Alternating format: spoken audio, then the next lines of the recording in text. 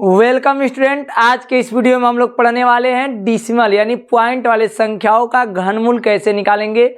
तो वीडियो को स्किप मत कीजिएगा, वीडियो को पूरा फुल आज करते हैं। तो पॉइंट वाले का घनमूल निकालना क्या करेंगे, ट्रिक से वो भी सीख जाएंगे।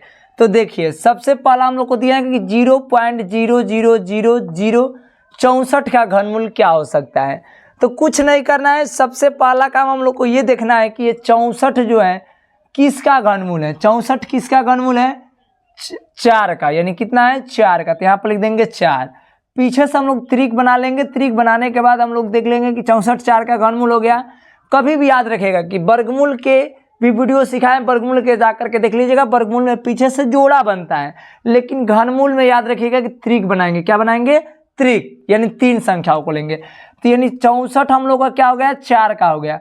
अब हम लोग को 64 का लिखने के बाद हम लोग को इसके बाद से कितना त्रिक बन रहा है ये देखेंगे। तो बताइए, इसमें 64 को ले लेने के बाद एक त्रिक और 2 यानी 2 ट्रिक बन रहा है।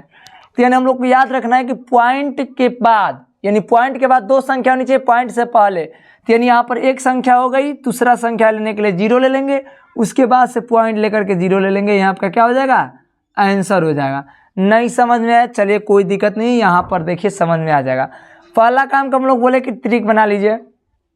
त्रिक बनाने के बाद देखिए कि 512 कितना का घनमूल है। 512 का घनमूल क्या है बताइए, 512 8 का है। तो यहाँ पर लिख देंगे 8। क्या लिख देंगे, 8। 8 लिखने के बाद अब इसके पहले देखेंगे कितना त्रिक बना है। एक त्रिक और बना है, तो यानी 2 त्रिक बना है, 2। तो एक संख्या तो होगा ही, एक संख्या और ले लेंगे, उसके बाद से पॉइंट लेकर के 0 लेकर के क्या हो जाएगा, यही आपका क्या हो जाएगा, आंसर हो जाएगा। यानी 2 ट्रिक बना है तो 2 संख्या है पॉइंट के बाद होना चाहिए। पॉइंट के बाद 1 2 हो गया, समझे। पॉइंट के बाद देखिए 2 ट्रिक बना है, पॉइंट के बाद कितना ट्रिक बना है, 1 2, तो 2 संख्या होगी पॉइंट के बाद। जितना ट्रिक बनेगा उतने हम लोग को पॉइंट के बाद क्या होना है, संख्या को लेना पड़ेगा, याद रखिए। अब देखिए 729 है, तो यहाँ पर ट्रिक बनाइए। 729 किस संख्या का घनमूल है बताइए, 9 का है। तो यहाँ पर लिख देंगे 9। उसके बाद से ट्रिक बनाइए, कितना ट्रिक बना है, तो 1 2 3। तो यानी पॉइंट के बाद कितनी संख्या, 3। तो 1 2 3 लेकर के उसके बाद से पॉइंट ले लेंगे, यहाँ पर क्या हो जाएगा, आंसर हो गया। ठीक, नहीं समझ में आया तो इसको भी समझिए। इस टाइप के भी क्वेश्चन को हल करना क्या करेंगे, सीखेंगे। बड़ा से बड़ा क्वेश्चन को भी हल करना सीखिए। इसमें दिया कि 46.656 किस संख्या का घनमूल है। सबसे पहला काम को हम लोग को बताया कि त्रिक बनाइए। पीछे से क्या बनाना है, त्रिक। त्रिक बनाने के बाद देखना है कि 6 किस संख्या के घनमूल में आ रहा है, 6। तो देखिए बताइए, 216 के इकाई के स्थान पे 6 है ना, 6 यानी किस में आ रहा है, 6 के घनमूल में। यानी 216 में के घन करने पर, 6 का घन करने पर 216 हो रहा है। 216 के घनमूल में यानी 6 आ रहा है। तो इकाई का स्थान पे हम लोग क्या ले लेंगे, 6 ले लेंगे इसका घनमूल। क्या ले लेंगे, 6। 6 लेने के बाद हम लोग को जितनी संख्याएं बची, कितनी संख्या बची, 2। दोनों को देखेंगे किस घनमूल के करीब है। बताइए 46 किसके घनमूल के करीब है, मतलब इन दोनों के घनमूल के बीच में क्या आएगा, 46 आएगा। 3 के घन के बाद 46 आएगा, मैंने 27 के बाद 46 आता है, 64 के बाद नहीं आता है। मैंने इन दोनों के बीच में पड़ेगा, 27 और 64 के बीच में क्या आएगा, 46 आएगा। लेकिन यहाँ पे एक चीज़ ध्यान देना है कि जो 46 है 27 के बाद आएगा, बल्कि 64 के बाद 46 नहीं आएगा।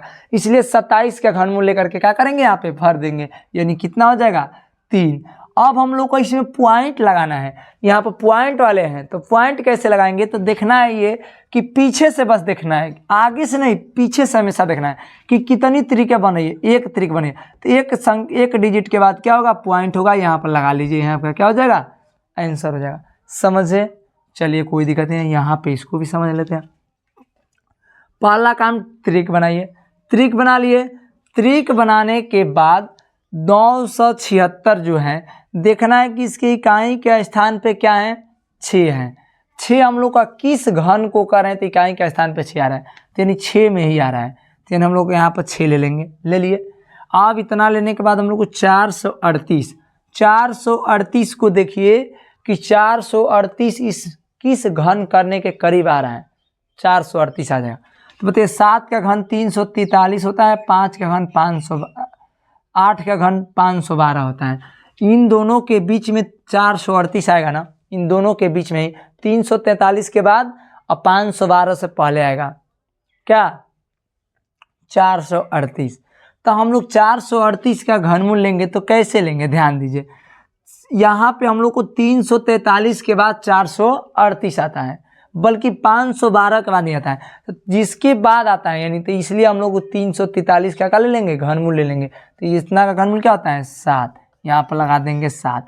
बट हमें पॉइंट लगाना है, तो इधर से पीछे से देखना है कि पॉइंट कितने अंक कितने त्रिक के बाद है। 1 त्रिक के बाद रहेगा तो 1 यहाँ पर लगाएंगे। यदि यही 2 त्रिक के बाद पॉइंट रहता तो 2 संख्या का करते लगाते, 2 अंक पे डिजिट लगा देते पॉइंट, कोई दिक्कत नहीं दिक्कत। चलिए हम लोग आगे हल करते हैं। सबसे पहला काम हम लोग को इसमें भी देखना है कि त्रिक लगा लीजिए। त्रिक लगाने के बाद हम लोग 7 को देखना है किस संख्या यानी किसके घनमूल के करीब आ रहा है, सॉरी किसके घनमूल में के इकाई के स्थान पे है 7। तो यहाँ पे हम लोग को 3 का घन करने पर 27, इसके इकाई के स्थान पे क्या है 7 है, यानी इसका घनमूल क्या है 3। तो 3 ले लीजिए, ले लिए। लेने के बाद अब हम लोग को 804 को देखना है कि किस घन के करीब 804 आ रहा है, किस घनमूल। तो बताइए 804 हम लोग का यानी इन दोनों के बीच में आएगा ना। 729 के बाद 804 आएगा, 1000 से पहले आएगा। तो यानी हम लोग को 729 के बाद 804 आएगा, तो इसलिए कितना का घनमूल है 9 का, 9 लगा देंगे। अब इतना लगाने के बाद हम लोग को पॉइंट लगाना है। क्या लगाना है, पॉइंट। तो पॉइंट कैसे लगाएंगे, सबसे बड़ी इसमें प्रॉब्लम पॉइंट वाला ही है ये, क्योंकि देखिए निकालना तो आसान है, पॉइंट में आप लोग गड़बड़ेशन कर सकते हो। तो पॉइंट कुछ नहीं करना है, पीछे से देखना है कि कितने त्रिक के बाद लगे हैं, एक ही त्रिक है ना, तो इसलिए पीछे से एक डिजिट छोड़ करके पॉइंट लगा लीजिए, यही आपका क्या हो जाएगा, आंसर हो जाएगा। तो समझे, तो समझ में आ गया होगा। इसी के साथ जय हिंद दोस्तों। अगर वीडियो समझ आए तो वीडियो को लाइक कीजिएगा, चैनल पे नए हो तो चैनल को सब्सक्राइब कीजिएगा। मिलते हैं नेक्स्ट वीडियो में। जय हिंद।